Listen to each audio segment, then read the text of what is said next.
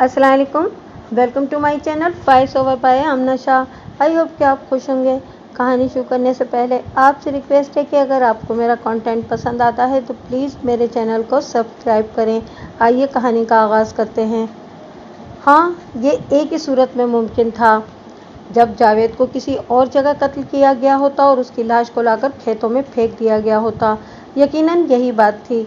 अभी तक तो मैं इसी सवाल का जवाब तलाश करने में लगा हुआ था कि जावेद खेतों के अंदर क्या कर रहा था जब इसे मौत के घाट उतार दिया गया था। अब सोच का एक नया दरवाज़ा खुल गया था। जावेद को किसी और जगह पर कत्ल करने के बाद यहाँ लाकर फेंका गया था, मगर कहाँ? इस सवाल के जवाब के लिए मैंने इर्द गिर्द के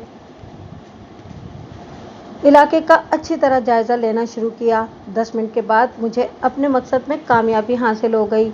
मैं ज़मीन के इस हिस्से पर गड़बड़ के आसार तलाश करने में कामयाब हो गया, जो कच्ची सड़क और खेत की मुंडेर के बीच में वाक़ था। फिर मुझे सड़क के किनारे पर भी अफरा तफरी के अच्छे खासे निशानात मिल गए, कदमों के बेतरतीब और आपस में खलत मलत निशानात इस अम्र की गवाही दे रहे थे कि वहाँ चंद अफराद में अच्छी खासी मुठभेड़ हुई थी। और इसी गटमट अफरा तफरी के बीचों बीच चंद मकामात पर खून के जमे हुए धब्बे भी मेरी नज़र की पकड़ में आ गए। अब मुझे इस बात में किसी शक व शुबे की गुंजाइश नज़र नहीं आ रही थी कि जावेद को इसी कच्चे रास्ते के किनारे बड़ी बेदर्दी से मौत के घाट उतारा गया था। मैंने थोड़ी सी कोशिश की तो ये जानने में भी कामयाब हो गया कि जावेद की लाश को कच्चे किनारे से घसीट कर खेतों के अंदर पहुंचाया गया था। वो लोग कौन थे जिन्होंने बड़ी बेरहमी से जावेद की ज़िंदगी का चिराग गुल किया था? जावेद के साथ उनकी क्या दुश्मनी थी? और ये कि जावेद पिछली शाम या पिछली रात चकबत्ती के आसपास क्या कर रहा था? इन तमाम तर सवालात के मुझे जवाब तलाश करना थे, क्योंकि इन जवाबात की अदम मौजूदगी में कातिलों तक रसाई मुमकिन नहीं थी। मौके की कार्रवाई के दौरान में वहाँ 2 दर्जन से ज़्यादा लोग जमा हो चुके थे। जब मैं जाए वकुआ पर पहुँचा तो उस वक्त भी दर्जन भर अफराद यहाँ मौजूद थे। मैं सवालों जवाब के लिए लोगों की जानिब बढ़ा तो एएसआई मुराद खान भी मेरे पास आ गया। जब मैं लाश का मुआयना कर रहा था तो मुराद खान जाए वकुआ के गिरदो नवा की सैर को निकल गया था। वापसी में उसके चेहरे पर दबा दबा जोश देखकर मैं चौंक उठा। कोई ख़ास बात मुराद खान? मैंने सवालिया नज़र से उसकी तरफ देखा। जवाब देने की बजाय उसने अपने पतलून की जेब में हाथ डाला और जब उसका मज़कूरा हाथ जेब से बाहर निकला तो इसमें एक लॉकेट को देखकर मैं हैरान हुआ। वो इस लॉकेट को मेरी जानिब बढ़ाते हुए तेज़ लहजे में बोला, मलिक साहब, ये लॉकेट मुझे जावेद की लाश से चंद कदमों के फासले पर खेतों के बाहर पड़ा हुआ मिला है। खेतों के बाहर? मैंने उसकी तरफ उलझन ज़दा नज़रों से देखते हुए कहा। ये तुम क्या कह रहे हो मुराद खान? मैं बिल्कुल सच कह रहा हूँ मलिक साहब। वो कच्चे रास्ते के किनारे एक सिमत इशारा करते हुए बोला। ये वहाँ मट्टी में पड़ा था। लॉकेट की हालत भी यही जाहिर कर रही थी कि वो मट्टी धूल में पड़ा रहा होगा। मुराद खान ने इस लॉकेट की दरियाफ्त का जो मकाम बताया था वो इस जगह से ज़्यादा दूर नहीं था जहाँ मैंने जावेद और उसके कातिलों की धींगा मुश्ती के आसार पाए थे। अगलब इम्कान इस बात का था कि मज़कूरा लॉकेट मकतूल जावेद या उसके कातिलों में से किसी का था, जो इस मार्के के दौरान में बदन से जुदा होकर ज़मीन पर जा गिरा था। मैं इस लॉकेट को अपने हाथों में घुमाकर इसका तफसीली जायज़ा लेने लगा।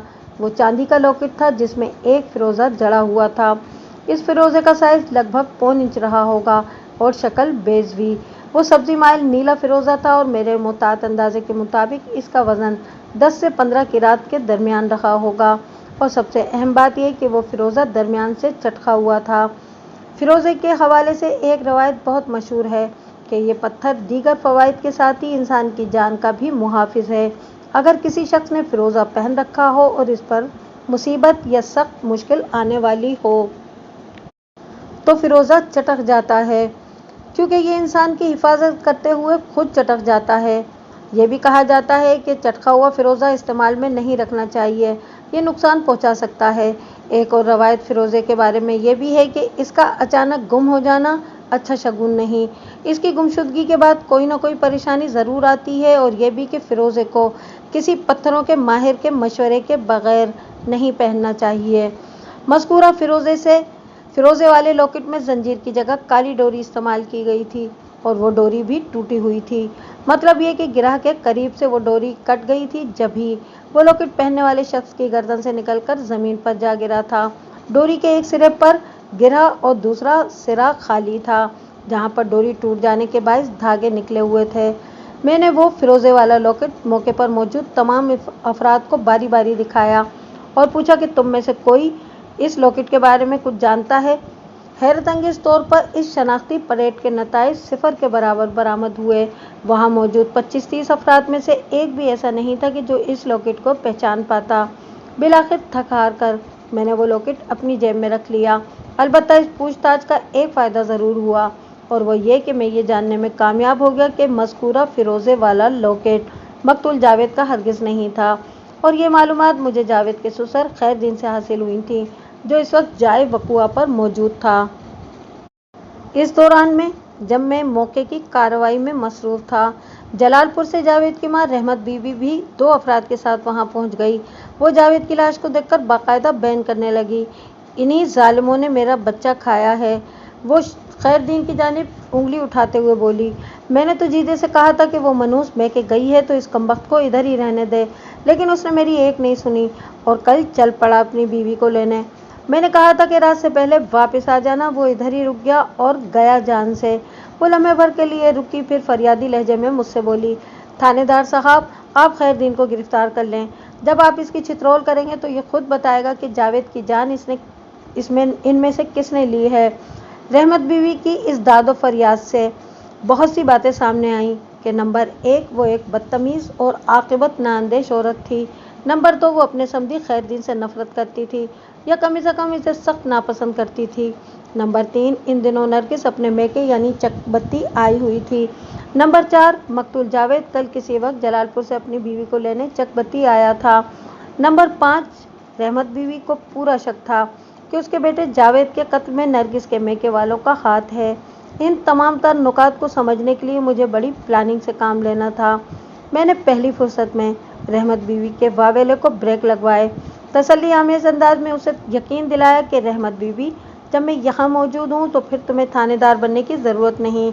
मैं तुमसे वादा करता हूँ कि जावेद के कातिलों को बहुत जल्द बेनकाब कर दूंगा और उन्हें अदालत से इबरतनाक सज़ा भी दिलवाऊंगा।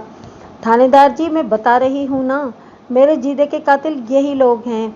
वो खैरदीन की तरफ देखते हुए इसरारी लहजे में बोली, आप इन पर सख्ती करेंगे तो दूध का दूध और पानी का पानी अलग हो जाएगा। तुम फिक्र न करो रहमत बीवी, मैं सबसे पूछगछ करूँगा। मैंने मोतदिल अंदाज में कहा, कोई भी छोटा बड़ा मेरी तफ्तीश से बच नहीं सकेगा। तुम हौसला रखो, सब ठीक हो जाएगा। वो एक तरफ होकर खड़ी हो गई। मेरे समझाने बुझाने का इस पर इतना असर ज़रूर हुआ था कि उसने खैरदीन और उसके ख़ानदान के ख़िलाफ़ जहर उगलना बंद कर दिया। ताहम दबी दबी ज़बान में उसका वावेला और आहोजारी अब भी जारी थी, और इस काम से मैं इसे नहीं रोक सकता था। इस बदनसीब का बेटा कत्ल कर दिया गया था। मैं इसे पहुंचने वाले सदमे से बखूबी आगा था। इंसानियत का तकाजा यही था कि इसे जी भर कर दिल का गुबार निकाल लेने दिया जाए। मैंने ज़रूरी कार्रवाई मुकम्मल करने के बाद जावेद उर्फ जीदा की लाश को पोस्टमार्टम के गर्ज से ASI मुराद खान की ज़ेर निगरानी सरकारी अस्पताल भिजवा दिया, और फिर मौके पर मौजूद लोगों के बयानात कलमबंद करने लगा। सबसे पहले मैंने इस शख्स को बुलाया जिसने सबसे पहले जावेद की लाश को देखा था। इस बंदे का नाम हनीफ उर्फ हनीफू था। हनीफू की हैसियत एक खेत मजदूर जैसी थी। आज सुबह वो खेतों की तरफ मामूल के मुताबिक निकला तो उसकी जावेद की लाश पर नज़र पड़ी, और उसने शोर मचाकर बहुत से लोगों को वहां जमा कर लिया था। हनीफू, मैंने उस शख्स की आंखों में झांकते हुए सवाल किया, तुम खेतों में किस किस्म की मजदूरी करते हो? सरकार, मैं हर किस्म का काम कर लेता हूँ, उसने जवाब दिया। फसल की बुआई से लेकर कटाई और छड़ाई तक हर काम आता है मुझे। आज तुम किस काम से घर से निकले थे? मैंने पूछा। आजकल चावल की कटाई का काम चल रहा है जनाब, वो बड़े रसान से बोला। मैं भी इसी मकसद से खेतों की तरफ आया था। जिस खेत के अंदर से जावेद की लाश मिली थी, इस खेत के अंदर भी चावल की फसल खड़ी थी। इसी बुनियाद पर मैंने हनीफू से सवाल किया, क्या तुम इसी खेत की फसल काटने आए थे जिसके अंदर जावेद की लाश पड़ी मिली है? नहीं जी, वो नफ़ी में गर्दन हिलाते हुए बोला।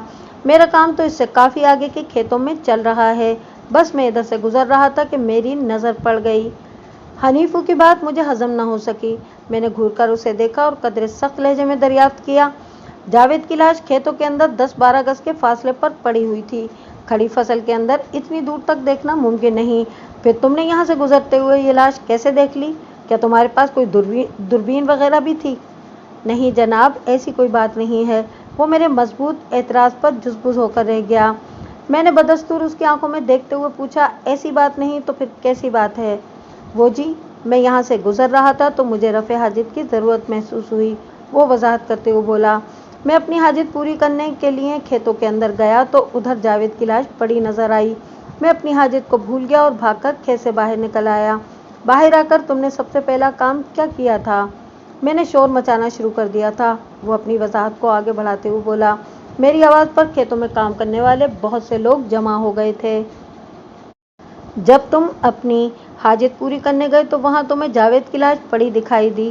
میں نے کریدنے والے انداز میں پوچھا، کیا لاش پر نگاہ پڑتے ہی تمہیں اندازہ ہو گیا تھا کہ وہ جاوید ہی ہے، تمہارے چچا جمائی نرگس کا گھر والا؟ یہ سوال میں نے اس لیے کیا تھا کہ میں نے جاوید کی لاش کا تفصیلی معائنہ کیا تھا۔ اس کی چٹکی ہوئی کھوپڑی میں سے نکلنے والے خون نے اس کے چہرے کو اس طرح تربتر کر دیا تھا کہ پہلی نظر میں اس کی شناخت اگر ناممکن نہیں تو مشکل ضرور تھی۔ اس کے چہرے کے مختلف حصوں اور لباس پر لگنے والا خون جمنے کے بعد گہری سیاہی مائل رنگت اختیار کر چکا تھا۔ نہیں جی، وہ نفی میں گردن ہلاتے ہوئے بولا، میں فوری طور پر اسے پہچان نہیں سکا تھا۔ میں نے کھیتوں سے باہر نکل کر لاش لاش چلانا شروع کر دیا تھا۔ پھر جب لوگ جمع ہوئے اور ہم نے ایک ساتھ کھیتوں کے اندر جا کر دوبارہ لاش کا غور سے جائزہ لیا تو تب یہ انکشاف ہوا کہ وہ جاوید تھا۔ اس کی وضاحت معقولیت کے دائرے کے اندر آتی تھی۔ پھر وہاں موجود 2-3 افراد نے اس کے بیان کی تصدیق بھی کر دی تھی، لہٰذا میں نے مزید 2-3 سوالات کے بعد حنیف اور حنیفو کو فارغ کر دیا۔ اگر حنیفو رفع حاجت پوری کرنے کھیتوں کا رخ نہ کرتا تو عین ممکن تھا جاوید کی لاش 1-2 یا 3 دن ادھر کھیتوں کے اندر ہی پڑی رہتی۔ یہ ایک اتفاق تھا کہ اس کی لاش بروقت دریافت ہو گئی تھی، ورنہ میری معلومات کے مطابق ابھی 2-3 دن تک اس کھیت کی فصل کی کٹائی کا کوئی پروگرام نہیں تھا۔ میں نے حنیفو کے علاوہ بھی وہاں موجود کئی افراد سے پوچھ گچھ کی، مگر جاوید کو پیش آنے والے واقعے کے بارے میں کسی قسم کی کوئی معلومات حاصل نہ ہو سکیں۔ اب میں نے مقتول کے حقیقی متعلقین کی جانب رخ کیا۔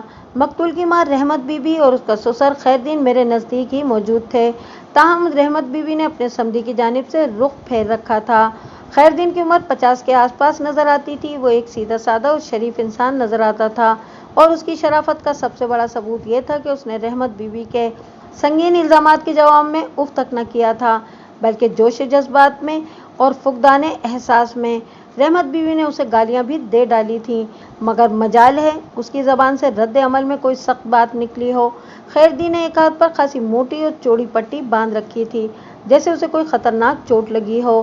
یہاں کھیتوں میں کھڑے کھڑے مزید تفصیل مناسب نہیں تھی، لہٰذا میں نے خیردین سے کہا، خیردین، کیا خیال ہے تمہارے گھر جا کر بیٹھیں؟ باقی کی باتیں وہیں ہوں گی۔ میں تمہاری بیٹی نرگس سے بھی ملاقات کرنا چاہتا ہوں۔ سچ؟ بسم اللہ جی، میرا گھر حاضر ہے، وہ پرخلوص لہجے میں بولا۔ آپ آئیں میرے ساتھ۔ میں نے جاوید کی ماں کی طرف دیکھتے ہوئے کہا، رحمت بی بی تم بھی چلو میرے ساتھ، تم سے بھی مجھے ضروری بات چیت کرنا ہے۔ میں کہاں چلوں جی؟ وہ الجھن زدہ لہجے میں مجھے دیکھنے لگی۔ کہاں کا کیا مطلب؟ میں نے سرسری لہجے میں کہا، جب میں خیردین کے ساتھ اس کے گھر جا رہا ہوں تو تمہیں بھی وہیں چلنا ہوگا۔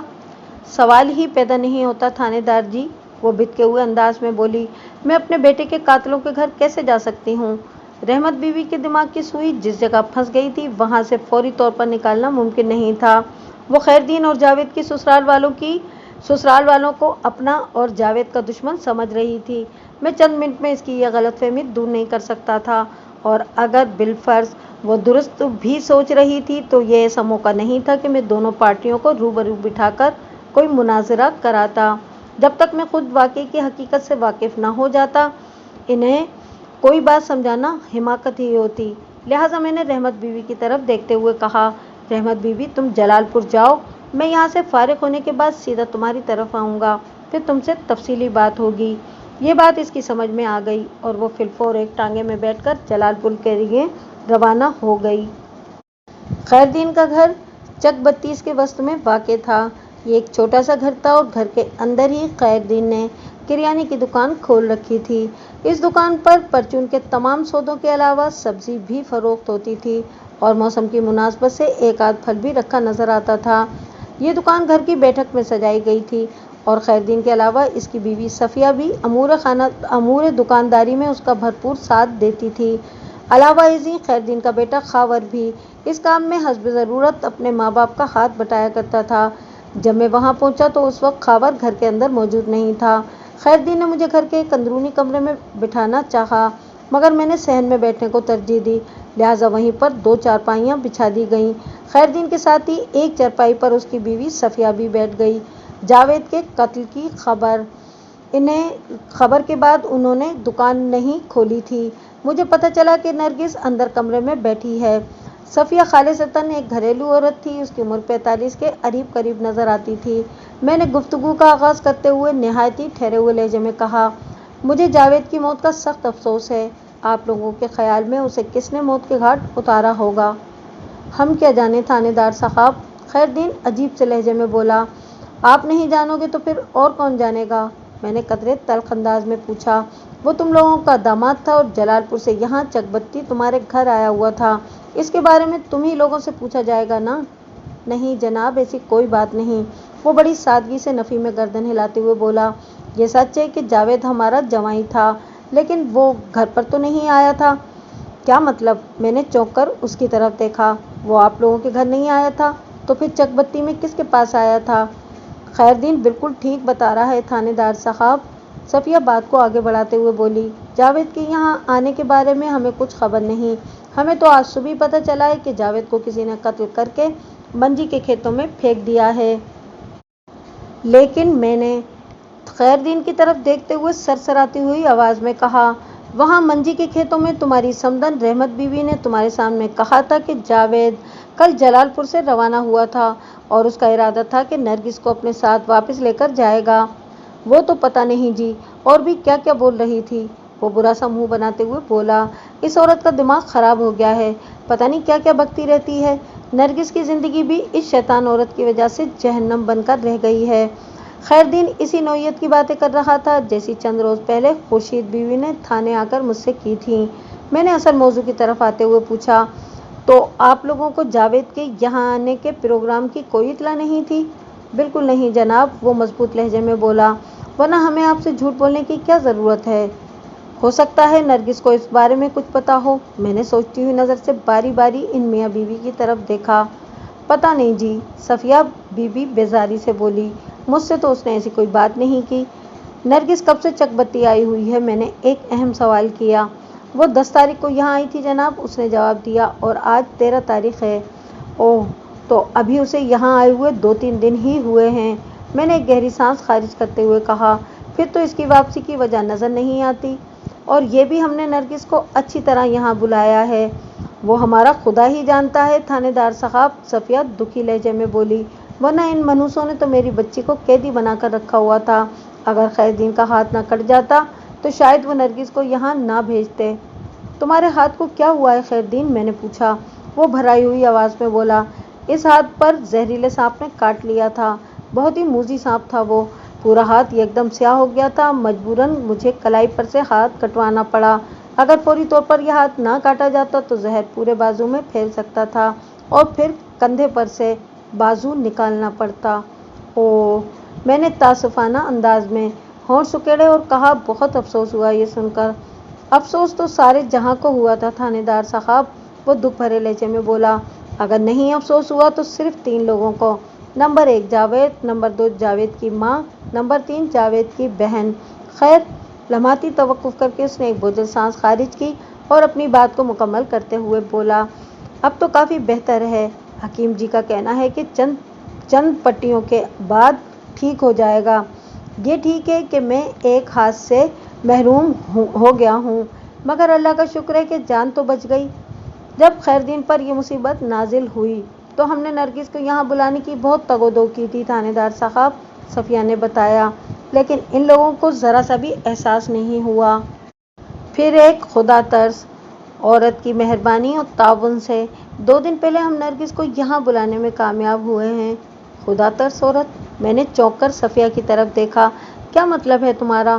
ادھر جلال پور میں ایک بے اولاد جوڑا رہتا ہے، خیردین وضاحت کرتے ہوئے بولا، اور یہ اتفاق ہے کہ وہ لوگ جاوید کے پڑوسی بھی ہیں۔ میں نے ان لوگوں کو پیغام بھیجا کہ خیردین، تم کہیں خورشید بیگم اور طالب حسین کی بات تو نہیں کر رہے؟ اس کی بات مکمل ہونے سے پہلے ہی میں نے پوچھ لیا۔ جی ہاں وہی، وہ جلدی سے اسپات میں گردن ہلاتے ہوئے بولا۔ خورشید بی بی بہت ہی ہمدرد اور نیک عورت ہے۔ جاوید تو اپنی مصروفیت کا بہانہ کرتے ہوئے ہر روز نرگس کو ٹالتا رہتا تھا، لیکن 2 دن پہلے خورشید بی بی نے ہمت کی اور نرگس کو یہاں پہنچا دیا۔ لیکن ہمیں کیا پتا تھا کہ نرگس کو یہاں بھیجنے کے بعد جاوید بھی ادھر کا رخ کرے گا اور پھر چک بتی کے نواحی کھیتوں میں بے دردی سے قتل کر دیا جائے گا اور اس کی موت کے حوالے سے ہم پر شک کیا جائے گا۔ خورشید بی بی تھانے میں آ کر مجھ سے ایک ملاقات کر چکی تھی۔ وہ نرگس کے گھریلو حالات کی وجہ سے بہت تکلیف میں تھی اور مجھ سے اس نے نرگس کے مسائل کے حل کے لیے درخواست کی تھی۔ خورشید بیوی نے جاوید کی طرف سے نرگس کی جان کو خطرہ بتایا تھا، لیکن یہاں تو جاوید ہی اپنی زندگی کی بازی ہار چکا تھا۔ کیا خورشید بیوی نے ایسی کوئی بات کی تھی کہ 2-3 روز کے بعد جاوید نرگس کو لینے چک بتی سے آئے گا؟ میں نے باری باری ان دونوں کی طرف دیکھتے ہوئے سوال کیا۔ نہیں جی، کوئی نہیں، صفیہ سادگی سے بولی۔ ہم تو یہی سمجھ رہے تھے کہ اب نرگس کو کم از کم 1 مہینہ یہاں رکھیں گے، لیکن 2 دن کے بعد ہی یہ مصیبت کھڑی ہو گئی۔ اب پتہ نہیں کیا ہوگا۔ نرگس کو واپس جلال پور جانا پڑے گا۔ اصولی طور پر تو اس واقعے کے بعد نرگس کو فوراً جلال پور روانہ ہو جانا چاہیے، میں نے ٹھہرے ہوئے لہجے میں کہا۔ جاوید جیسا بھی تھا نرگس کا شوہر تھا، اس موقع پر نرگس کو میت والے گھر میں ہونا چاہیے، لیکن میں نے سانس ہموار کرنے کے لیے لمحاتی توقف کیا تو میرے دوبارہ بولنے سے پہلے ہی صفیہ نے اضطراری لہجے میں پوچھ لیا، لیکن کیا تھانے دار صاحب؟ لیکن میرا مشاہدہ اور تجربہ یہ بتا رہا ہے کہ نرگس کو نہ تو کوئی بلائے گا اور نہ ہی اس کے وہاں نہ جانے سے کوئی اس کی کمی محسوس کرے گا۔ میری معلومات کے مطابق اس گھر میں اور وہاں رہنے والے افراد کے دلوں میں نرگس کے لیے کوئی جگہ ہے اور نہ ہی گنجائش۔